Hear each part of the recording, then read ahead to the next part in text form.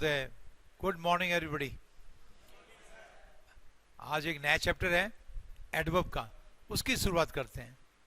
Adverb दो शब्दों से मिलके बना हुआ है, ठीक है ना, एड प्लस वर्ब।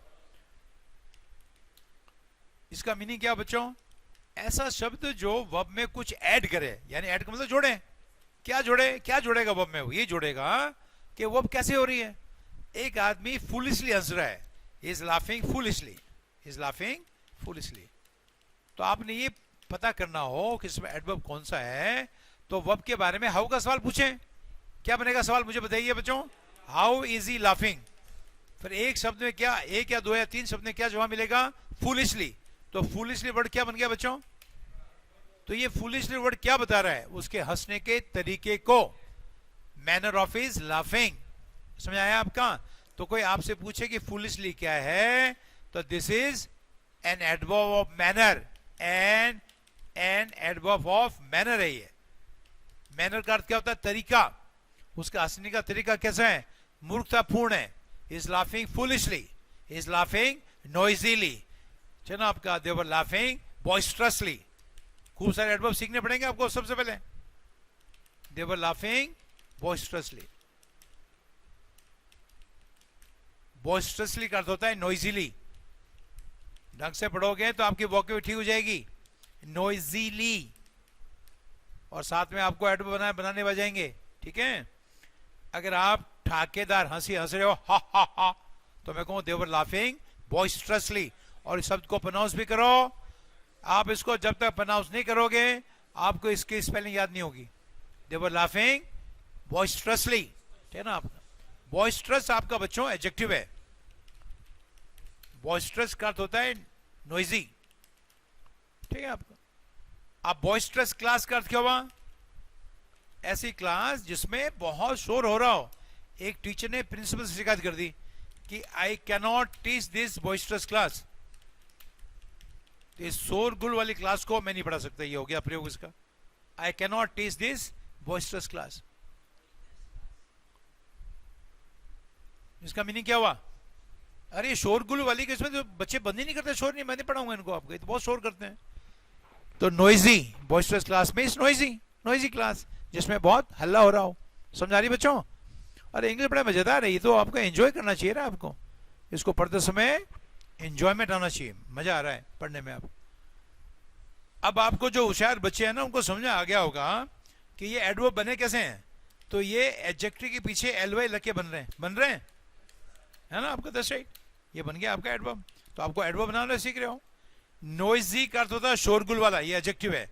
इसके पीछे एलवाई लगाया तो नॉइजीली हो गया आपका।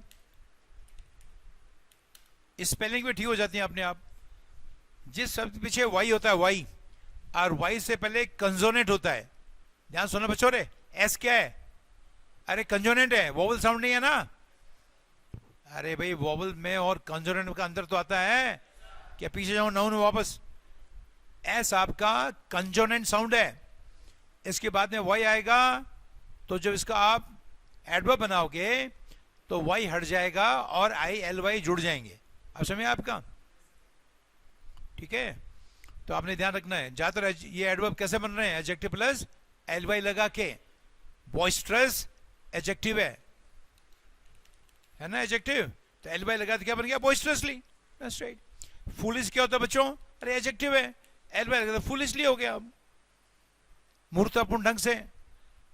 ढंग का मतलब क्या होता है? मैनर। हंसने का तरीका कैसा है उनका? फूलिशली। समझे आपका? और नहीं पता है तो मैंने आपको क्या बोला? हाउ का सवाल बनाओ वर्ब के बने। हाउ वर दे लाफिंग, क्या जवाब मिलेगा? फूलिशली, मूर्खतापूर्ण ढंग से। How were they laughing? They were laughing boisterously, foolishly, noisily. समझ आ रहा है कि नहीं आ रहा है? तो एडवर्ब क्या है बच्चों? एडवर्ब वो शब्द है जो वर्ब के बारे में आपको एडिशनल जानकारी देता है। मोटा मोटा समझ आ गया कि नहीं आया? एडवर्ब उन चार पार्ट ऑफ स्पीच में से एक है। मैंने आपको कहा था कि जब आप इंग्लिश पढ़ते हो तो आपको जो 9 पार्ट ऑफ स्पीच है बिल्कुल आईने की तरह क्लियर होनी चाहिए। Should know them like back of your hand, ये फ्रेज है, ठीक है ना आपका। टू नो, ये फ्रेज है। आप to know something like back of one hand, back of one hand. पता है इसका अर्थ क्या होता है? किसी चीज को अच्छी तरह जाना. If I say I know Jodhpur like back of my hand, I know Jodhpur, ये सब सीखो, साथ में फ्रेज भी सीखो. आई नो जोधपुर, या दिल्ली को भी शहर हो, चलो जोधपुर हो, दिल्ली हो, like back of my hand. तो इसका मीनिंग क्या हो गया? मैं जोधपुर और दिल्ली मेरे को अच्छी तरह से जानकारी है, कौन सी चीज कहाँ है सब पता है मेरे को. अब I know it back of my hand. Back of hand सब देखते रहते हैं तो उनको पता है बैक ऑफ हैंड. तो इस तरह से आपको ये फ्रेज भी मिलेगा आपको डिक्शनरी मेरे ख्याल से.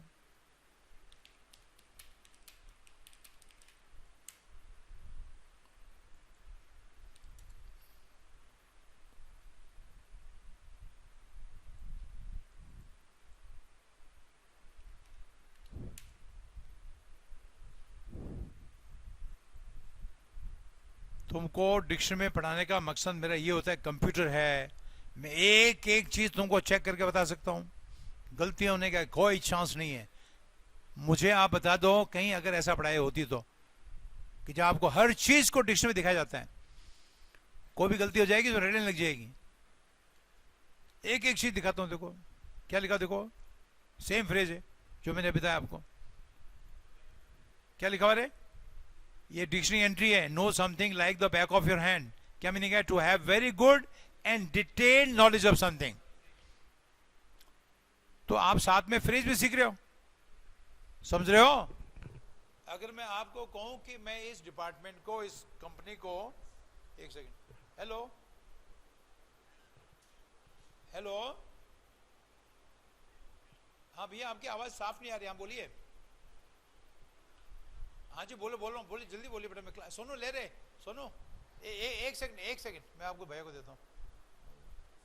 4 बजे आ रहा हो तो 4 बजे टाइम दे देना. भाई बच्चों समझ आया कि नहीं आपका? अगर आपने कहा है कि मैं इनकम टैक्स रूल्स को बहुत अच्छी तरह से जानता हूँ, तो क्या कहोगे? I know the income tax rules like the back of my hand. हो गया ना प्रयोग?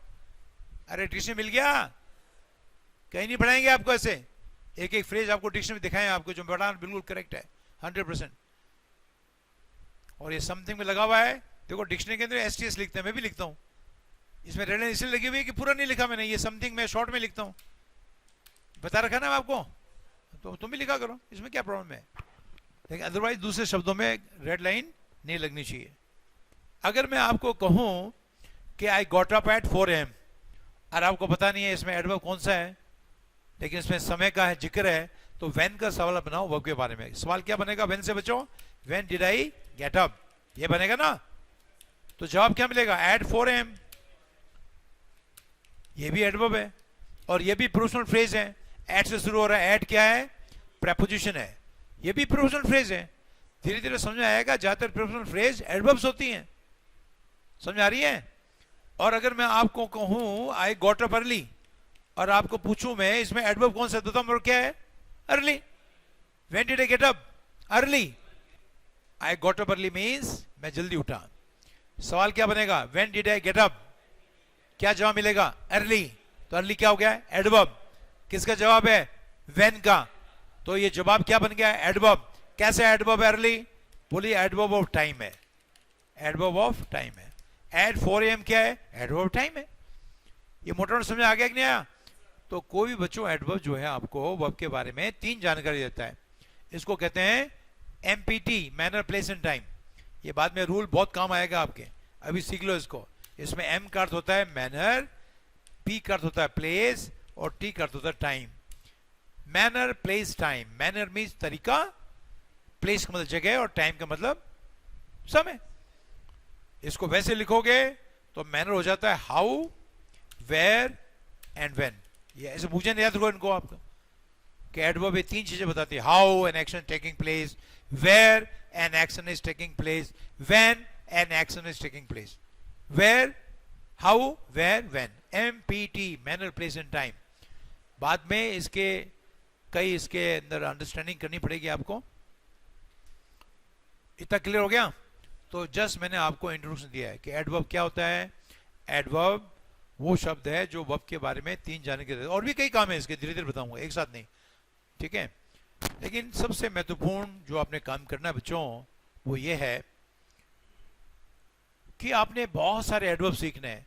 थोड़ी देर पहले मैंने आपको कहा था कि इंग्लिश की पढ़ाई 9 पार्ट ऑफ स्पीच से या 8 से पूरी हो जाती है। आपको क्या क्या पढ़ना पड़ता है? आपको पढ़ना पड़ता है नाउन्स, आपको पढ़ने पड़ते हैं एडजेक्टिव्स, ठीक है, बहुत सारे आपको पढ़ने पड़ते हैं, आपको वर्ब्स, और आपको पढ़ने पड़ते हैं एडवर्ब्स। अब देखो गलती से मेरे टाइपिंग गलती हो रेड़ने लगे ना, तो ठीक कर दो उसको। आप तो कभी कोई शब्द नहीं पहुंचेगा जिसमें रेड़ने लगी हो। ये आपके एमपीटी में लगेगी क्योंकि ये कोई प्रॉपर वर्ड नहीं है, ये तो अब्रीविएशन है, ठीक है। ये 4 तो हैं बच्चों ऐसे शब्द जिनमें बहुत सारे शब्द होते हैं, याद रखना आपका। कैसे शब्द होते हैं पता है आपका? इसमें जो वर्ड्स होते हैं वो सारे सारे लेक्सिकल वर्ड्स होते हैं। ये सब आपने ध्यान रखना है। लेक्सिकल वर्ड्स का अर्थ होता है वो वर्ड ग्रामेटिकल नहीं है, ठीक है आपका। नाउन जैसे आपने लिखा ग्रीड, तो ग्रीड क्या है? नाउन है। ग्रीडी क्या हो गया? एडजेक्टिव है। ध्यान रखना आपका, ग्रीडी का वर्ब नहीं बनता है, इसका वर्ब नहीं है, लेकिन एडवर्ब है ग्रीडीली। अब देखो टाइप में मेरे से गलती हो सकती है, कोई बड़ी बात नहीं है। अब रेडने लगी मैं ठीक कर दूंगा, लेकिन आप तक तो गलत नहीं पहुंचेगा शब्द, गारंटी है ना। ग्रीडीली, ठीक है ना। ये वॉज ईटिंग ग्रीडीली, बड़े लालची ढंग से खा रहा था। ऐसा खा लूं ऐसा ना कोई दूसरा आ जाए उसको मेरे को देना पड़े। तो ये वॉज ईटिंग ग्रीडीली। तो ये जो 4 शब्द हैं बच्चों, इसमें बहुत सारे शब्द हैं, इसमें ग्रामेटिकल रूल्स भी हैं और साथ में आपको शब्द सीखने हैं। और बाकी के जो 5 पार्ट ऑफ स्पीच हैं उसमें वर्ड्स नहीं है लेक्सिकल, सारे सारे ग्रामेटिकल वर्ड्स हैं। ये कंसेप्ट आपके खोपड़े में क्लियर रहना चाहिए। इसमें क्या क्या है? इसमें प्रोनाउंस हैं, इसमें प्रेपोजिशंस हैं, इसमें कंजक्शंस हैं, ध्यान रखना, इसमें आपके डिटरमिनर्स हैं और इसमें इंटरजेक्शंस हैं। ऐसे याद रखना आपके ये 5 पार्ट ऑफ स्पीच है, इसमें शब्द नहीं होते ज्यादा। अरे समझा आ गया? लेक्सिकल वर्ड्स केवल इन्हीं में होते हैं, नाउन, एडजेक्टिव, वर्ब और एडवर्ब। इसलिए आपको इसमें शब्द सीखने पड़ते हैं। इन शब्दों के सीख के आपकी क्या बनेगी? वोकैबुलरी। इनको पढ़ने से वोकैबुलरी नहीं बनती है, समझे आपका? क्योंकि सारे शब्द इसमें जो शब्द आते हैं वो कैसे होते हैं? They are grammatically words. वो आपके वर्ड्स कहलाते हैं ग्रामेटिकल वर्ड। ध्यान रखना आपको, ये सब चीजें आपको क्लियर रहनी चाहिए पढ़ते समय आपका। किसमें आने वाले शब्द कोई भी लेक्सिकल वर्ड नहीं होता, वो सारे सारे ग्रामेटिकल वर्ड हैं।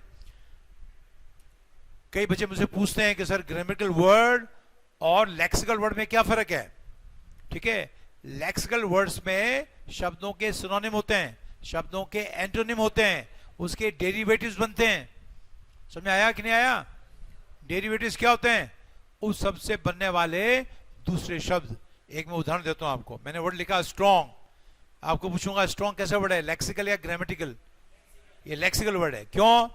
क्योंकि इसके बहुत सारे डेरिवेटिव्स बनते हैं। डेरिवेटिव्स जो मैं वर्ड इस्तेमाल कर रहा हूं ना, वही है डेरिवेटिव। डेरिवेटिव का अर्थ क्या होता है? उस शब्द से बनने वाले दूसरे वर्ड। स्ट्रॉन्ग का दूसरा वर्ड क्या बनता है? नाउन के रूप में स्ट्रेंथ।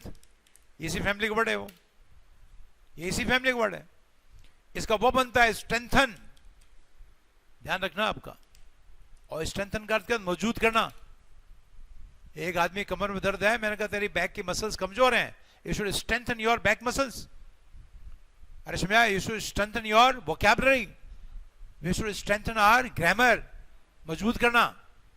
और इसका एक एडजेक्टिव और बन जाता है स्ट्रेंथनिंग एक्सरसाइज। क्या ऐसा ग्रामेटिकल वर्ड का हो सकता है? ऐसा उनका हो सकता है क्या? इसका स्ट्रॉन्ग का एडवर्ब बन जाएगा strongly. I strongly support him. अब ये क्या वर्ड्स हैं? ये बच्चों सारे सारे लेक्सिकल वर्ड्स हैं। डेरिवेशंस केवल लेक्सिकल वर्ड्स में होता है, ठीक है। और जो ग्रामेटिकल वर्ड्स हैं उसमें ये नहीं होता। क्या नहीं होता है?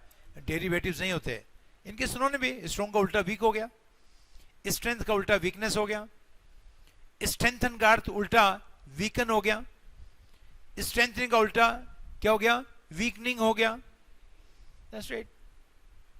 और एडवर्ब इसका खुद ही वीक है, बात कर रहा हूं, तो उसका एडवर्ब वीक का वीक ही रहता है। वीक तो अपने आप में एडवर्ब आपका एडजेक्टिव है, इज वेरी वीक। अरे समझ आया कि नहीं आया? और जो बच्चों ग्रामेटिकल वर्ड्स है ना आपका, तो ग्रामेटिकल वर्ड्स के कोई डेरिवेशन वगैरह कुछ नहीं होते हैं। अगर आपने इसमें प्रोनाउन लेना हो तो जैसे ही है, शी है, इट है, तो उसको क्या मानोगे आप, ये लेक्सिकल वर्ड है या ग्रामेटिकल है? ये कंसेप्ट क्लियर, इससे वोकैब नहीं होगी आपकी, इसे इसको सीखने से केवल ग्रामर सुधरेगी, वोकैबलरी यूजेज नहीं सुधरेगा, ध्यान रखना आपका। ये प्रोनाउन हो गया, ऊपर लिखा ना प्रोनाउन आपका, प्रीपोजिशन आपने लिखा ऑफ, अक्रॉस, क्या इसके सिनोनिम एंटोनिम होते हैं? कभी कभी एक आधे हो सकते हैं, आपका उल्टा डाउन हो गया, लेकिन उसके डेरिवेटिव्स तो नहीं है। अरे है क्या? अब क्या है? प्रीपोजिशन है। डाउन क्या है? ये भी प्रीपोजिशन है। तो इसके क्या डेरिवेटिव्स बनते हैं? इनको किस में, किस कैटेगरी में डालोगे आप? आर ग्रामेटिकल वर्ड्स, डिटर्मिनर्स आ गए some, any, a and the, his, her. हिज हर क्या है? पजेसिव एडजेक्टिव्स हैं, और आपका हर्स क्या है? पजेसिव प्रोनाउन है। तो ये क्या है? आपके ग्रामेटिकल वर्ड हैं, आपका लेक्सिकल वर्ड्स हैं। समझ में आ रहा है कि नहीं आ रहा है? इंटरजेक्शंस हो गया आपका एलास, तो एलास का क्या उल्टा सीधा कुछ है क्या? वोकैब ठीक करनी है तो मेरे को बहुत सारे नाउन, मेरे को बहुत सारे एडजेक्टिव्स, वर्ब्स और एडवर्ब सीखने हैं। आज सीख रहे हैं, वो वोकैब बनाएगा आपकी, ध्यान रखना आपका। और जो ग्रामेटिकल वर्ड्स हैं उनके साथ में कुछ नियम जुड़े हुए हैं, वो ग्रामर में प्रयोग होते हैं। ये आइडिया क्लियर रहना चाहिए आपका कि किन को पढ़ के मेरे को शब्दों की मजबूती मिलेगी। तो एडवर्ब बच्चों लेक्सिकल वर्ड है, समझ आया आपके? और बनता कैसे है वो? एडजेक्टिव प्लस एलवाई से बनाया ना, भी स्ट्रॉन्ग का एलवाई लगाया, क्या बन गया? स्ट्रांगली। तो एडवर्ब है आपका, I strongly believe in him, तो उसमें मेरे को बहुत भरोसा है, ठीक है ना? आप ये तो बेसिक नॉलेज है बच्चों, ये हमेशा आपका क्लियर रहना चाहिए, इसमें कोई डाउट नहीं रहना चाहिए आपको। इसमें भी डाउट है तो क्या पढ़ोगे फिर आप, मुझे बताओ आपका। अभी मैंने आपको जस्ट इंट्रोडक्शन दिया है। नाउ सेकंड स्टेप हमारा, सेकंड स्टेप क्या होता है? बहुत अच्छा होगा कि आपको बहुत सारे एडवर्ब सीखो, और एडवर्ब को अकेला इस्तेमाल नहीं करना। आप साधारण तौर पे वर्ब के साथ में एडवर्ब जोड़ना शुरू करते हैं, बस। खूब सारे फ्रेज लिखें, मैं आपको सिखाता हूं भी आपको, और उनके सेंटेंस बना दें। फिर क्या होगा पता है आपको? आपके पास ढेर सारे एडवर्ब्स हो जाएंगे, ऐसा लगेगा जैसे मैं एडवर्ब का चैप्टर पढ़ लिया हूं। बाकी उस बाद में क्या है, दो चार एक रूल है, वो करा दूंगा, आपका एडवर्ब चैप्टर खत्म। अभी आपने ये करना बच्चों कि जब भी आप कोई वर्ब का इस्तेमाल करो, उसके साथ में एक एडवर्ब जोड़ दो, बहुत फायदा होंगे उसके। क्या होंगे मैं आपको बताता हूं। आपको किसी ने किसी को पीटा, एक आदमी ने अपनी बीवी को पीटा या बच्चे को पीटा, बुरी तरह से पीटा, तो फ्रेज बना दो, टू बीट समबडी बैडली। जो पीटा वो समबडी है, नहीं समझे आपका? अब इसका सन्ने बना दो, he beat his son badly. Beat का पास्ट टेंस बीटी है, थर्ड फॉर्म आपका बीटन है। क्या बोलोगे? अरे बोलो he beat his son badly. तो इसका अर्थ क्या हो बच्चों? उसने अपने बेटे को बुरी तरह ठोका। अब आपकी जैसे जैसे सेंटेंस बनाओगे एडवर्ब के साथ में फ्रेज, फिर उसके बाद में सेंटेंस, तो एडवर्ब आपको आईने की तरह क्लियर हो जाएगा। अरे इसमें आया कि नहीं है आपका? ठीक है। टू टॉक फूलिशली, ऐसे बनाओ बस। फिर सने बनाओ, दे वर टॉकिंग फूलिशली, मूर्खतापूर्ण बातें कर रहे थे वो, है ना? ये हो गया आपका, है ना आपका? और फिर एडवर्ब, चलो फ्रेज भी छोड़ दो, सीधा सने बनाओ। इफ आई से इज वर्किंग ऑनेस्टली, और एडवर्ब आपको इसका जो फ्रेज बनता है उसको मुंह से बोलो, to work honestly, that's right, he is working honestly. इसमें आपका she is singing melodiously, sweetly, अच्छे शब्दों का इस्तेमाल करो, सी इज सिंगिंग स्वीटली। बड़ा मधुर गाना गा रही है यार, आपका मीठा गाना गा रही है, मुझे पता नहीं था ये गाना गाती है। ये हो गया, सी इज सिंगिंग। टेंस का कोई फर्क नहीं पड़ता, पास्ट टेंस इसकी जगह वाज कर दो, कई टाइम से गा रही है तो हैज बीन कर दो, उसके बाद में वर्ब की आईएनजी फॉर्म लगा दो। तो अभी आपने जो करना है बच्चों, ये करना है कि आपने हर वर्ब के साथ में एक एडवर्ब को जोड़ना है, समझिए आपका, ठीक है? समय बहुत तेजी से गुजर रहा है, तो मैं कहूंगा इसका फ्रेज है टू रन फास्ट, टाइम के लिए टू रन फास्ट। अब मैं आपको कहूं the time is running fast, running fast. अब देखो बच्चों, आज के अभी 2019 का हमने स्वागत किया था, अब देखो आपके अप्रैल के आपके 8 तारीख चलेगी आज, बताओ ठीक होगी? The time is running fast. Fast क्या है? एडवर्ब है। हाउ का जवाब है वर्ब के बारे में, how is the time running, जवाब मिलेगा फास्ट। अब ध्यान रखना ये भी, फास्ट अगर किसी नाउन के आगे आता है तो एडजेक्टिव है, समझ आया आपके? If I say I like fast cars, तो पूछूंगा आप लोगों से इसमें फास्ट क्या है, तो इसको एडवर्ब नहीं बताना इसमें फास्ट को, ये आपका एडजेक्टिव है, समझ आया आपके? क्योंकि नाउन के आगे आ रहा है ना बच्चों, तो ये नाउन का गुण बता रहा है। तो वो शब्द जो किसी नाउन का गुण बताया हुआ एडजेक्टिव है, और कोई शब्द जो है वर्ब को बारे में जानकारी दे वो कैसे हो रही है, तो वो आपका एडवर्ब है। तो इसमें फास्ट क्या है बच्चों? ये फास्ट में एडवर्ब है। आप खूब सारे वर्ब के साथ में एडवर्ब जोड़ोगे, आपका काम हल्का हो जाएगा। चलो, आपके घर में सफाई बड़ी आती है, उसने कहा भाई जी आप साफ झाड़ू नहीं लगाते हो, please sweep the floor cleanly, please sweep it cleanly. आपने उसको बोला प्लीज स्वीप इट, स्वीप का मतलब झाड़ू लगाना। कैसे लगाना झाड़ू बच्चों? अरे साफ सुथरा लगाओ यार। स्वीप कह लो, मॉप कह लो। आपको छोटी मोटी वर्ब भी आ रही है, इंग्लिश भी आ रही है, आप इंग्लिश सीख रहे हो और साथ में आप एडवर्ब लगाना सीख रहे हो। प्लीज सॉप इट, इट क्या है? इट आपका फ्लोर है, चाहो तो द फ्लोर भी लगा दो। Please mop the floor cleanly, please clean the desk properly, to do something properly. कोई भी, ये तो जनरल फ्रेज है, टू डू समथिंग प्रॉपरली, ठीक है ना? आप किसी भी काम को ढंग से करो, प्लीज डू इट प्रॉपरली। यार आपने इसको प्रॉपरली नहीं किया, ठीक है ना? तेने मैदान बनाया, बीच में बाटे छोड़ दिया, आपके बाटे तो आपके वो कैसे उगेगी घास, ठीक है ना? आप डू इट बोलना सीखो से, डू इट प्रॉपरली, ठीक है? आपका इसको अच्छी तरह करो, ढंग से करो, राइट इट करेक्टली। आपको इतने एडवर्ब आ जाने चाहिए कि आपको लगे कि एडवर्ब तो मैंने सीख लिया है, जबकि अभी सीखना शुरू नहीं हुई। इतने सारे एडवर्ब सीखो आपका। Right it correctly, spell it correctly. और उसने, पंकज ने पैनिजिर की स्पेलिंग गलत, मैं ये लिखूंगा, मैं इसको ये कहूंगा जालर स्पेल इट करेक्टली। इसका स्पेलिंग ढंग से लिखो, सही ढंग से लिखो, आप, ठीक है? सिट स्ट्रेट, सीधा बैठो, इसमें स्ट्रेट भी आपका एडवर्ब है। हाउ टू सिट, बोलो स्ट्रेट, सीधा, ऐसे ऐसे डूब निकाल नहीं बैठना, सिट स्ट्रेट। आपको एडवर्ब जाएंगे सारे सारे आप, ठीक है? इफ आई से sleeping soundly in his room, he is sleeping soundly in his room. इस सब से आप क्या सीखो बच्चों? इसमें बच्चों दो एडवर्ब हैं, देखो, एक साउंडली है या नहीं है, और इन हिज रूम क्या बच्चों? अरे ये भी तो एडवर्ब है। प्लेस का एडवर्ब है या नहीं है? के डाउट हो गया? हाँ, इन हिज रूम क्या है? Manner of place. साउंडली क्या है? Adverb manner. आप जो ऐसा बोल दोगे ना, नहीं समझे आप, तो आप एक जबरदस्त चीज सीख लोगे। पता क्या है? आप ये कभी नहीं कहोगे sleeping in his room soundly, गलत हो गया वो। ये तो समझा रहा हूं, तुमको पता नहीं लगा, तुमने रूल का पढ़ लिया। अगर ये तुम मुंह पे चढ़ा लो sleeping soundly in his room, तो ये बच्चों गलत हो जाएगा। इसको अगर मैं ऐसे लिखूं ना आपको, ही इज स्लीपिंग, मैंने आपको थोड़ी देर पहले कहा भी था, आपको ध्यान नहीं दिया शायद आपने। अरे भाई एमपीटी का रूल है एक बहुत शानदार, he sleeping in his room soundly, ये गलत हो गया, दिस एंड इज रॉन्ग। पता ये रॉन्ग क्यों हो गया बच्चों?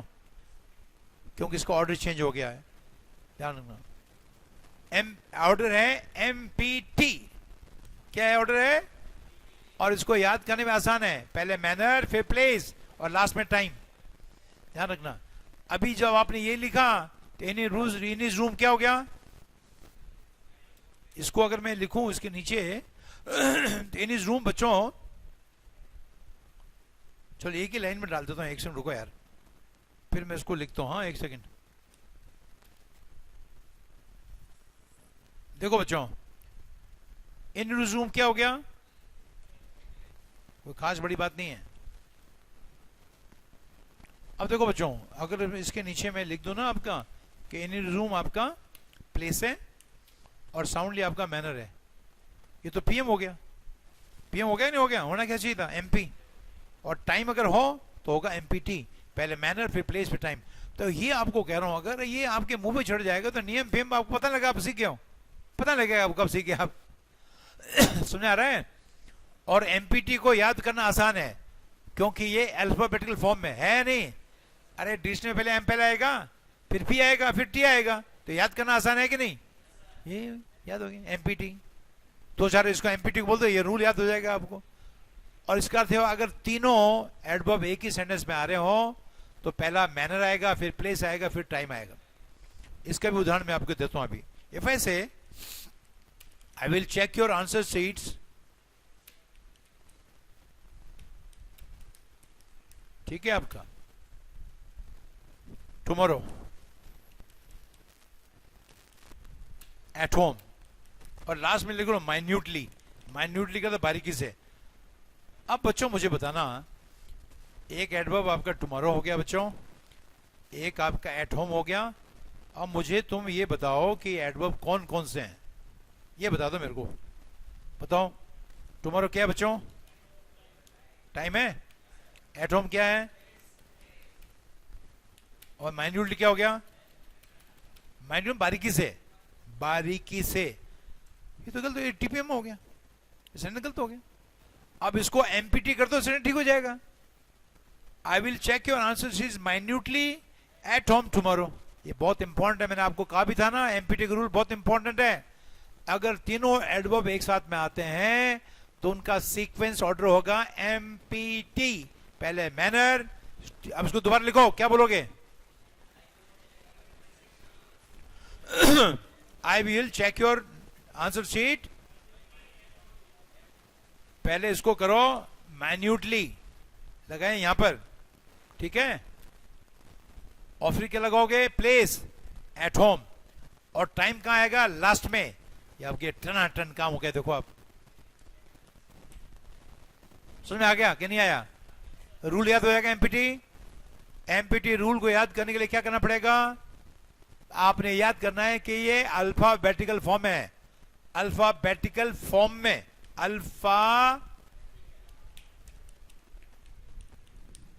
अल्फाबेटिकल फॉर्म है। अरे जैसे डिक्शनरी में आते हैं, पहले एम आएगा, फिर पी आएगा, फिर टी आएगा, याद हो जाएगा आपका, काम खत्म हो गया। ये लो, अब इसको सीख। अच्छा, जरूर नहीं तीनों, अगर तीनों है तो एमपीटी, पी नहीं है तो एमटी, ठीक है ना आपका, और पीछे वाला टाइम नहीं है तो एमपी। पीएम कभी नहीं होगा, पीटी कभी नहीं होगा, ठीक है आपका, नहीं सॉरी टीपी पहले नहीं होगा, या तो आपका एमपी होगा या एमटी होगा, मैनर प्ले, या पीटी होगा। जरूर नहीं तीनों ही हो, आप समझ आ गया आपका। तो ये बड़ा खूबसूरत आपका एक टॉपिक है बच्चों, और मैं चाहूंगा इसको आपने खूब सारे एडवर्ब सीखने, खूब सारे एडवर्ब बनाने, और इससे आपकी वोकेब अच्छी होगी। एक मैं आज का लास्ट देता हूं आपका, ठीक है। टू वर्क मेटिकुलसली, पता है इसका अर्थ क्या होता है? बहुत केयरफुली काम करना, साफ सुथरा। अगर आप काम केयरफुली करोगे तो काम आपका साफ सुथरा होगा। इसका अर्थ होता है टू वर्क केयरफुली। और जिन लोगों ने आज का वीडियो नहीं देखा रहे, तुम्हें से 4 नंबर वीडियो देख ले, किस किस ने नहीं देखा? कई लोगों ने देखा नहीं, अभी मेरे नहीं देखा ना, घर जाके देखो उसको। अरे कई लोगों ने 4 नंबर देखा नहीं बच्चों अभी। ये आपके सैटरडे को हुआ पेपर का सॉल्यूशन है, इस सैटरडे का नहीं, इस सैटरडे का मैं आप बनाऊंगा। थोड़ा थोड़ा अभी टाइम लग रहा है मेरे को करने में, फिर धीरे धीरे मैं भी पारंगत हो जाऊंगा, फटाफट काम हो जाएगा, फटाफट काम हो जाएगा, है ना। उसको देखिए, थोड़ा लाइक वाइक करो उसको, थोड़ा शेयर भी करो यार।